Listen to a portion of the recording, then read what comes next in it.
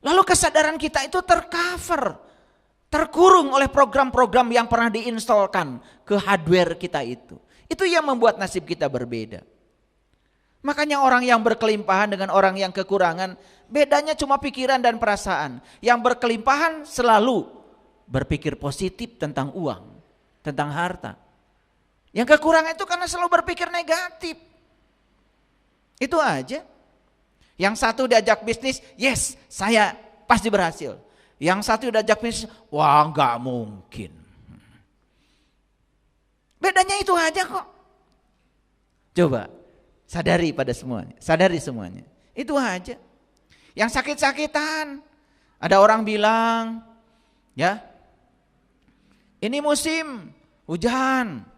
Musim hujan itu musimnya penyakit masuk ke dalam otak. Kalau cuman apa kata orang. Betul nggak? Karena kuat keyakinannya kalau musim hujan datang, penyakit datang, ya kamu sakit. Tapi yang tidak percaya, enggak lah, jangan menyalahkan musim.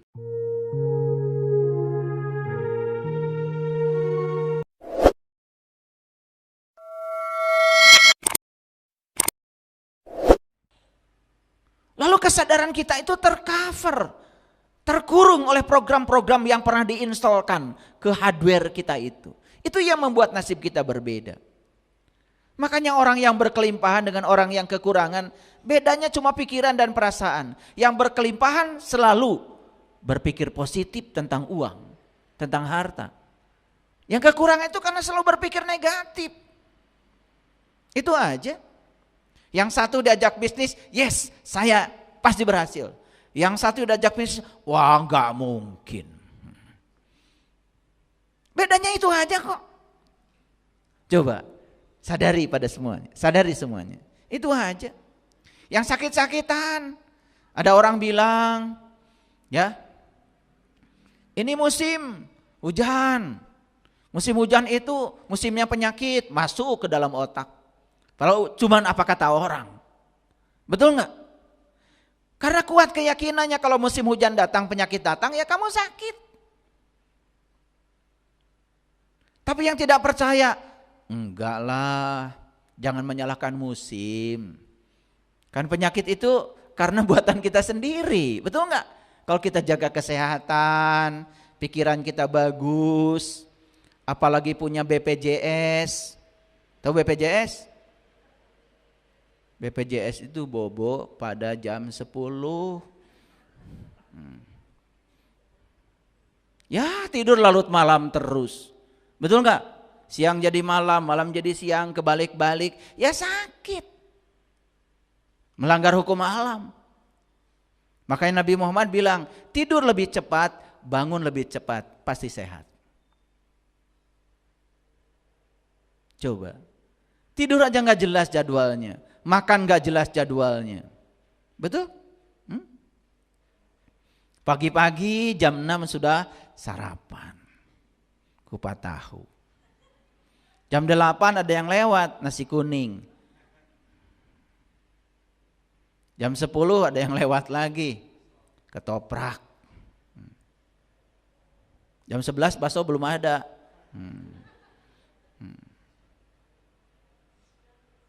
Ya, biasanya jam 11 bubur. Setengah 12 tukang bakso datang. Masih bilang belum makan. Bingung saya mau kapan istirahatnya.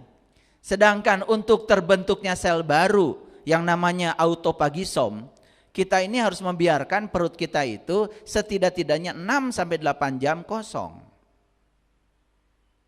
Makanya saya kalau habis sarapan pagi 5:30, ya sudah, selesai. Saya makannya juga buah, sayur gitu aja. Saya biarkan, biar perut saya bisa menyerap semua nutrisi dari buah, nutrisi dari sayur. Saya izinkan untuk diserap dulu, sampai nanti jam 1. Ya jam 1, ya karena butuh untuk nutrisi, ya saya baru makan sedikit.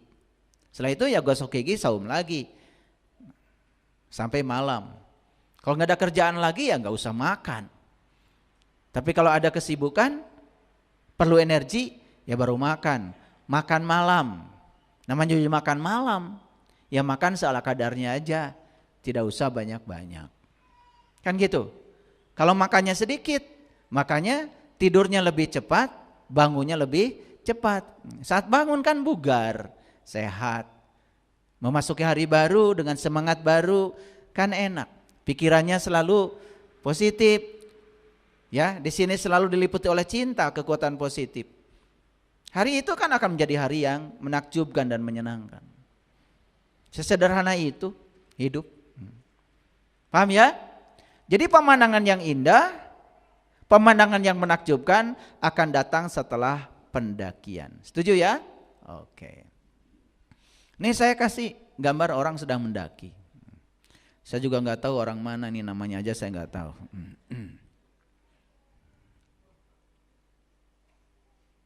Ini yang saya sampaikan tadi.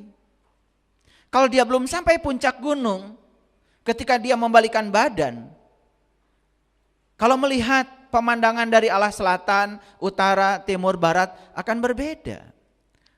Kalau masih di punggung gunung, ini masih di punggung gunung. Begitu sampai di satu titik namanya puncak gunung, mereka semua yang sampai di puncak akan melihat pemandangan yang sama.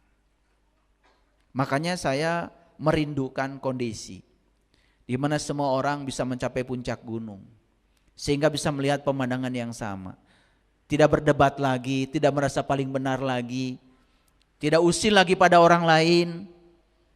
Ya, saya heran ya, banyak sekali orang yang mau menginvestasikan waktunya untuk mengomentari orang lain.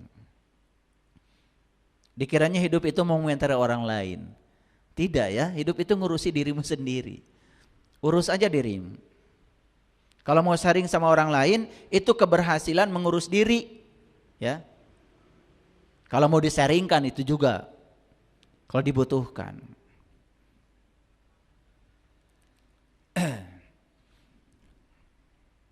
Ini ada gambar gunung bagus ini. Ada puncaknya tuh. Karena ada danau, lalu puncaknya itu simetri ya. Bayangannya itu simetri. Saya cuma ingin menunjukkan pada Bapak Ibu, di puncak gunung di titik ini, nih di titik ini, yang paling puncak di sini. Saya yakin semua orang akan melihat pemandangan yang sama. Kenapa di puncak itu selalu terasa lebih indah? Karena kekosongan yang dilihat oleh kita lebih besar. Jadi sebenarnya yang membuat segala sesuatu itu indah, itu karena kosongnya banyak. Rumah itu terasa indah kalau kosongnya banyak. Makanya kalau ingin kosongnya banyak, bikin rumah gede dikit lah.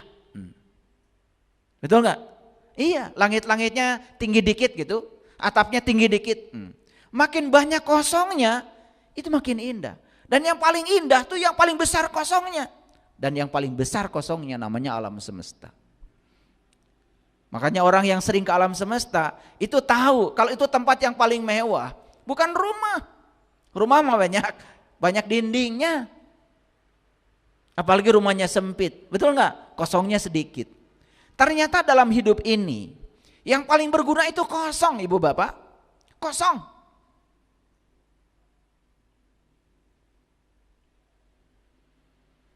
Beli cincin. Yang dipakai emasnya apa kosongnya? Beli baju. Yang dipakai kainnya kosongnya. Coba beli baju, gak ada kosongnya. Betul apa tidak? Beli kalung yang dipakai apanya? Kosongnya. Beli karung yang dipakai apanya? Kosongnya. Beli gelas yang dipakai apanya? Kosongnya. Beli piring yang dipakai apa? Kosongnya.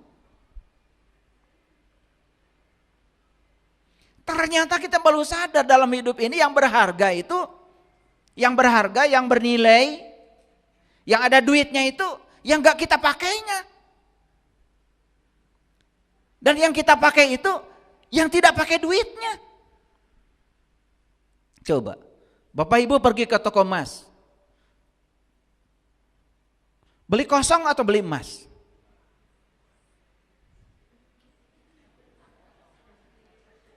Beli kosong atau beli cincin? Kan yang mahal itu cincinnya. 1 juta sekarang emas 1 gram. Ya. Pala yang dipakai kosongnya. Mau beli cincin gak ada kosongnya? Baru sadar. Jadi yang berharga itu emasnya. Padahal yang dipakai kosongnya. Tuh. Apa sih kosong itu? Nih kosong. Kalau orang sadar, kosong ini adalah tempat semua makhluk hidup. Kosong ini tempat semua makhluk hidup mengambil energi. Kosong ini tempat semua makhluk hidup bisa melakukan aktivitas kehidupannya tanpa batas. Dan ternyata kosong ini adalah tempat yang tanpa batas, tempat semua makhluk melakukan aktivitasnya. Bahkan kosong ini tempat semua makhluk mengambil energi. Bapak Ibu sekarang mengambil energi emang dari mana? Kan dari kosong. Betul apa tidak? Kita boleh tidak makan 3 hari masih hidup. Boleh tidak minum 3 hari masih hidup. Tapi gak mungkin kita tidak mengambil napas setiap saat. 5 menit aja gak ngambil napas. Karena kosong tidak mengizinkan. Gak ada di sini lagi kita. Tapi pernah gak menyadari dan berterima kasih pada kosong ini? Pernah gak menyadari kalau kita semua diliputi oleh kosong? Bumi diliputi kosong? Matahari diliputi kosong? Dan kita sering tidak jujur. Kalau sedang melihat ke atas, itu burung. Gak jujur. Kalau saya melihat kosong, ada burungnya. Ada pesawat lewat, itu pesawat. Pernah gak ada orang, itu kosong. Ada pesawatnya. Itu udah sadar tuh orang dengan kosong. Kan selama ini kita tidak sadar dengan kosong. Makanya saya kalau makan, saya berterima kasih. Terima kasih untuk daya sambung semesta, tanah, air, api, udara, dan ruang kosong. Saya berterima kasih pada ruang kosong. Karena gak ada penciptaan kalau gak ada ruang kosong. Betul apa tidak? Bapak Ibu bisa jalan gak dari rumah sampai sini? Melewati apa itu? Ya melewati kosong. Dan kosong ini akan ada selamanya. Bumi boleh tidak ada lagi, tapi kosong akan ada. Karena sebelum bumi ada, kosong sudah ada.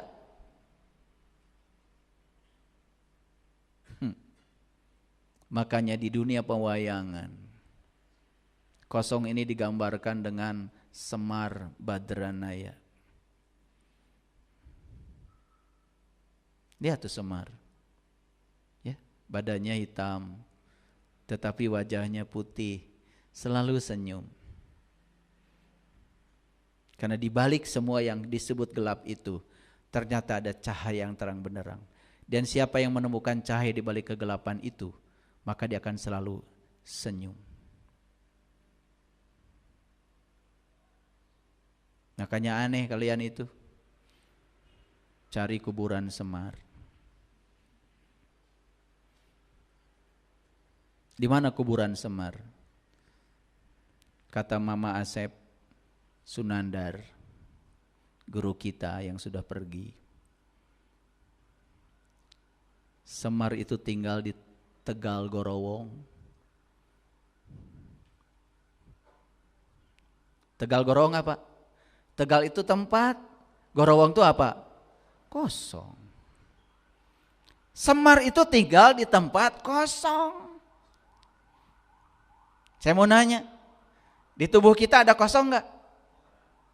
Kosongnya lebih banyak. Tubuh kita tersusun oleh atom. Atom membentuk molekul. Molekul membentuk padatan. Jadi darah, jadi daging, jadi tulang, jadi otak semua. Tetapi atom-atom yang membentuk tubuh kita, kalau kita perhatikan modelnya, dalam atom itu ada benda namanya elektron, ada benda yang namanya proton, ada benda yang namanya neutron. Itu benda-benda kecil Yang ada di ruang kosong. 99,99% atom itu ruang kosong. Jadi tubuh yang disebut dengan padat ini sebetulnya kosong. Ada nggak Tegal Gorowong di sini? Tah didinya Semar teh. Sok jarahan. Kalau kita sudah ziarah ke situ menemukan keindahan di dalam, semua yang di luar menjadi indah. Menemukan kemuliaan yang di dalam, semua yang di luar menjadi mulia. Menemukan kesucian yang di dalam, semua yang di luar menjadi suci. Kalau kita melihat di luar kotor, di luar itu tidak indah, di luar itu berantakan, sebetulnya itu cermin bahwa di dalam dirimu masih berantakan. Orang yang sudah selesai di dalamnya, melihat semuanya indah, gak ada yang buruk. Semua baik-baik saja. Makanya kalau ingin bertemu Semar, ziarah ke kuburan Semar, harus bawa sesajen. Tahu sesajennya apa? Tahu sesajennya apa?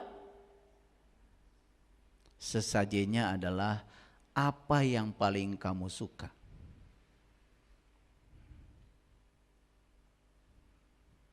Apa sesajennya? Apa yang paling kamu sukai? Saya kasih tahu nih sekarang. Kalian kalau memberi, yang paling kamu sukai atau yang paling kamu tidak sukai? Jujur. Ngasih baju sama saya. Ayah, mohon maaf saya persembahkan baju ini. Kenapa dikasih saya? Maaf, di saya udah sereg. Pemberian bukan itu. Itu bukan sesajen. Sesajen itu berikan yang kamu suka. Kalau ngasih sama orang, kasih yang terbaik. Nih, ada yang ngasih batik sama saya. Baru.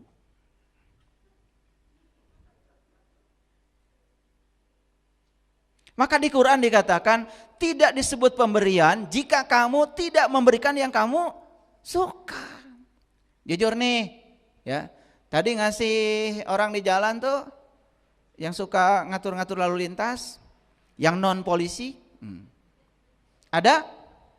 Dikasih berapa sama kalian?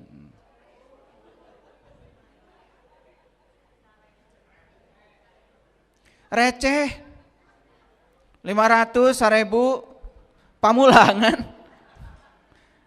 Gak ada niat untuk ngasih yang terbaik sama orang. Sekalian sadar gak? Itu uang 500 yang kalian berikan pada orang itu kamu juga gak bisa pakai. Dikasih sama orang, tapi merasa dermawan. Ya Allah. Jujur ya, banyak memberikan yang kamu suka atau yang kamu tidak suka? Nah, moal panggih jeung Semar. Makanya kita gak sadar-sadar.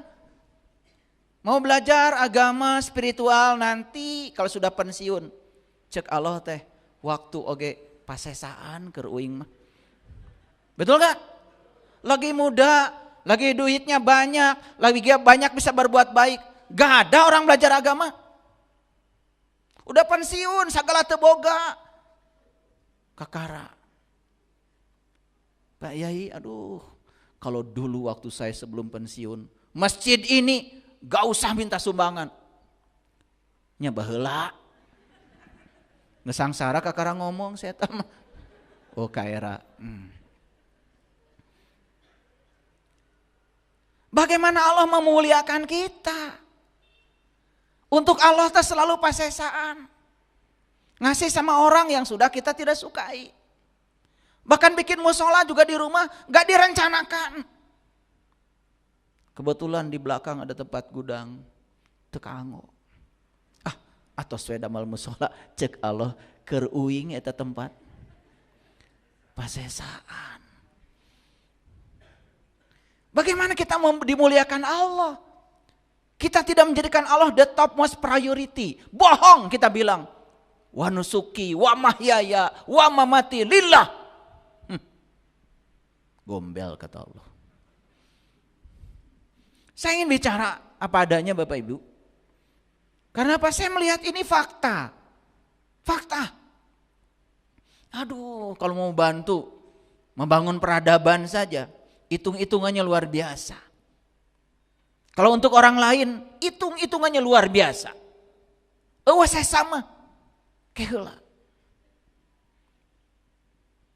Masak banyak, bukan niat mau ngasih orang. Hayang sebeuh, pengen wareg. Talamun, kakar ingat tetangga, ya bagikan. Syeta mah kitu wae. Gak diniatkan. Aduh, ini sayur mempenghanet-hanet. Bareng ya makan. Enak ya kalau saya makan, tetangga juga makan sayur ini.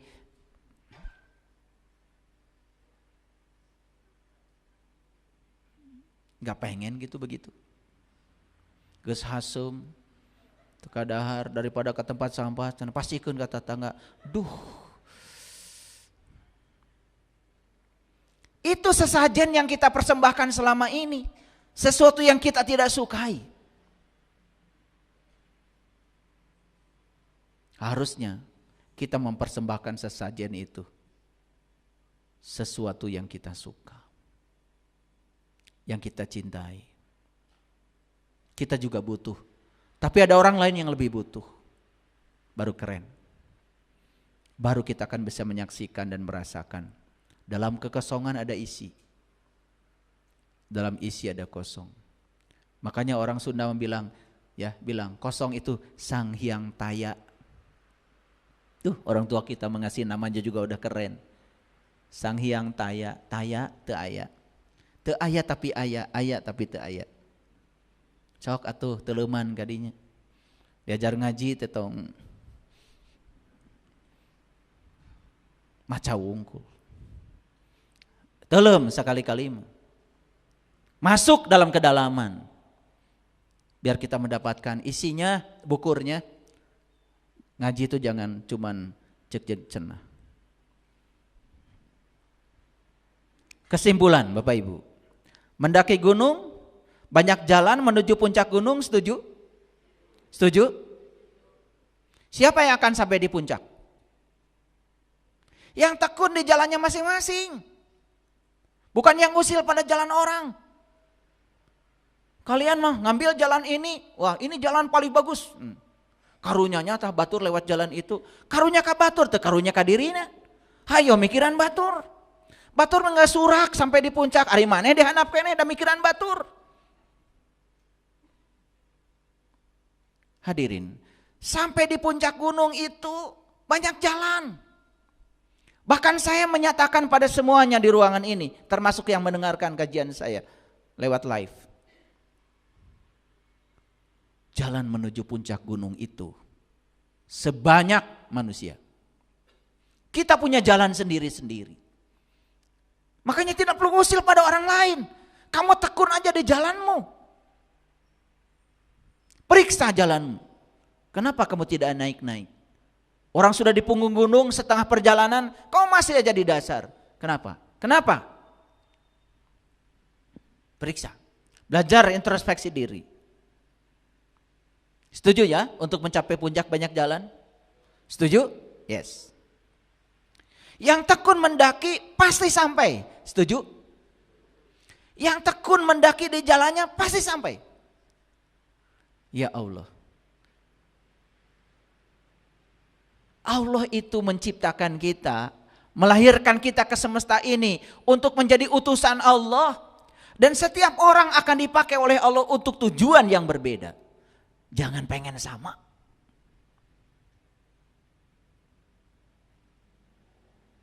Jangan dibanding-bandingkan diri ini dengan siapapun. Jadilah dirimu sendiri. Yang ketiga, jangan membuat kesimpulan apapun tentang yang dilihat kalau masih di perjalanan menuju puncak. Setuju? Setuju? Jangan membuat kesimpulan apapun tentang yang dilihat kalau masih di perjalanan menuju puncak. Karena pemandangan yang dilihat pasti berbeda. Makanya belajar itu sabar. Kalau belum sampai di nilai universalnya, kalau belum sampai di puncak universalnya, sabar dulu. Jangan dulu pengen sharing. Akhirnya menyalahkan orang. Lihat tuh yang suka menyalahkan orang. Karena masih dangkal, belum sampai di puncak. Kalau yang sudah sampai di puncak, tidak mungkin menyalahkan orang lain. Dia paham setiap orang punya jalan sendiri-sendiri. Bahkan Allah di Quran mengatakan, tidak ada yang berhak untuk mengatakan siapa sesat di jalannya atau siapa yang dapat petunjuk kecuali Allah. Allah mengatakan berulang kali di Quran, Inna rabbaka huwa a'lamu biman dhalla an sabilihi wa huwa a'lamu bil muhtadin. Hanya Dia Allah yang berhak untuk menilai siapa yang tersesat di jalannya dan siapa yang dapat petunjuk. Kalau manusia berani menyesatkan orang lain, berarti dia sudah melampaui Tuhannya sendiri. Kebiasaan di kita itu alergi terhadap perbedaan. Begitu orang lain berbicara berbeda, gak pernah direnungi dulu. Karena berbeda dengan dirinya langsung diserang, salah. Itulah, belum sampai di puncak. Siapapun yang sampai di puncak gunung akan melihat pemandangan yang sama. Kebenaran adalah kebenaran, siapapun yang melihatnya. Setuju? Oke. Ini kesimpulan dari judul yang tadi.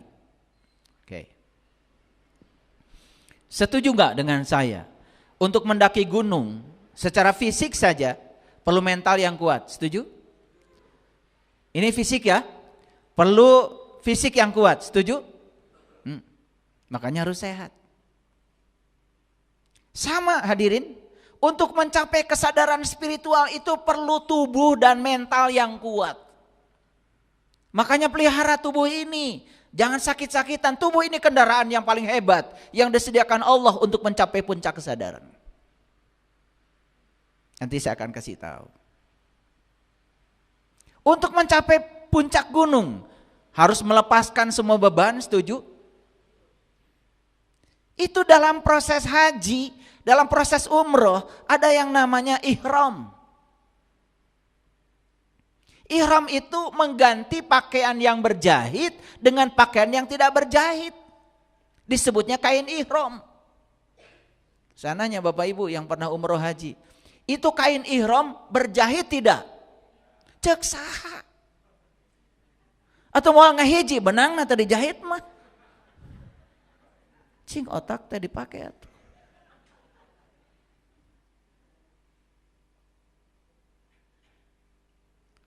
Lalu karena tidak mau berjahit, lalu pakai dikeling. Ari dikeling tadi jahit lain. Dikeling mah leuwih hese, ngalaana. Kayak besi.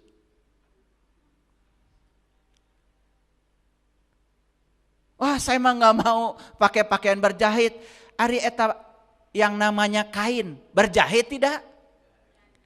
Atau mau ngahiji atuh jadi kain. Ari benang nata dijahit. Kan mesin tekstil itu kan sebetulnya menguntai supaya benang jadi pacantel. Pacantel. Bahasa Inggris nama. Paham ya? Oke, supaya bersatu kan?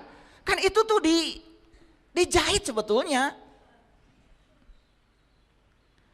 Tapi kalau kita mempermasalah kain ihram gak selesai-selesai. Saya mau ihram, cari pakaian yang tidak berjahit, mual ayah.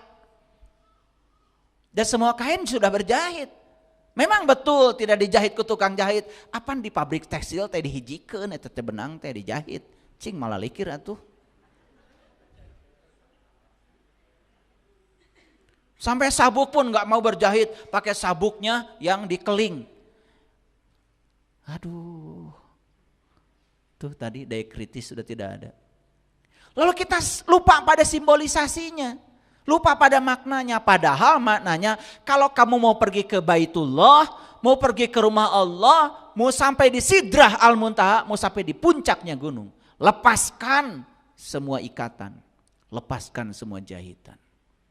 Ingat Bapak Ibu, dulu kita datang ke sini telanjang. Bahkan kita muntah di boehan ku tatangga mah balik oge taranyang. Da ku tatangga tadi di bungkusan teh. Lain ku sorangan da teu aya nu maot masang boeh sorangan. Betul apa tidak? Sadar nggak kita datang ke sini sendiri tanpa kemelekatan teu jeung sasaha. Mari geus hirup di alam dunia. Ewu pakeu. Betul nggak? Sieun leungit dunya, sieun ditinggalkeun pasangan. Apaan rek uih oge nyalira. Yang takut itu karena selama hidup tidak meninggalkan apa-apa. Makanya selama hidup gak usah ngumpulkan bekal. Kan suka ada. Kenapa kau ibadah bekal nanti di akhirat? Ke akhirat mah tomboana naon. Kan ada peribahasa. Gajah mati meninggalkan gading. Meninggalkan ya teu mawa gading. Harimau mati meninggalkan belang. Manusia mati meninggalkan karya. Karya nyata yang monumental yang dikenang oleh orang. Walaupun kita sudah mati, tapi kita tidak mati. Karena karya kita dikenang orang. Makanya kalau orang Sunda mah gaduh sumpah. Cadu lamun paeh kudu jadi bangke. Padahal sebetulnya siapapun yang mati tubuhnya pasti akan jadi bangke. Tapi cadu, orang Sunda tuh. Cadu lamun paeh kudu jadi bugang. Apa artinya? Tidak mau saya mati, tidak meninggalkan apa-apa. Sok sekarang mau meninggalkan apa? Mau bikin sejarah apa dalam kehidupan ini? Mau dikenang sebagai siapa? Nabi Muhammad 1500 tahun yang lalu beliau sudah meninggal. Sampai sekarang namanya disebut-sebut. Perangainya sampai sekarang terus didakwahkan. Teu hoyong gitu.